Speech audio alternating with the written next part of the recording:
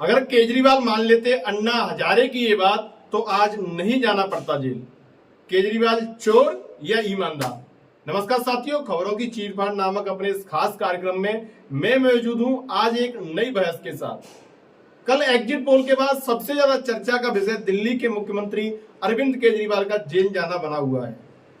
Supreme court की मोहलत पर चुनाव प्रचार के लिए रिहा हुए अरविंद केजरीवाल ने आज यानी 2 जून को जेल में समर्पण कर दिया है। अब इसमें सबसे रोचक बात यह है कि एक आम आदमी कैसे इतना बड़ा घोटालेबाज बन गया कि उसे सीएम की कुर्सी पर रहते हुए सलाखों के पीछे जाना पड़ा।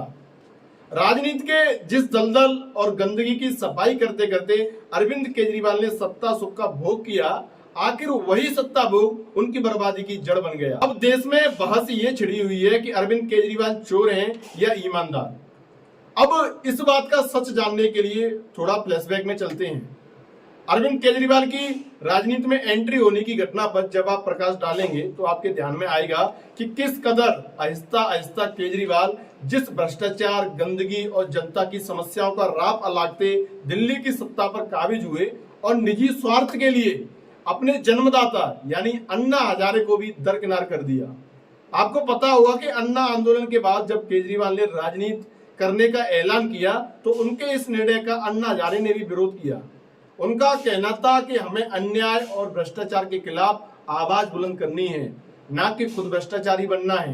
अन्ना हजारे ने 1000 बार केजरीवाल से राजनीति में जाने के लिए मना किया, लेकिन उन्होंने अन्ना हजारे की एक नहीं सुनी। आश्चर्य तो तब हुआ जब केजरीवाल ने उन्हीं लोगों को अपना चोली दामन का साथी बना लिया जिनके खिलाफ कभी अन्ना हजारे ने आंदोलन का बिगुल फूंका था।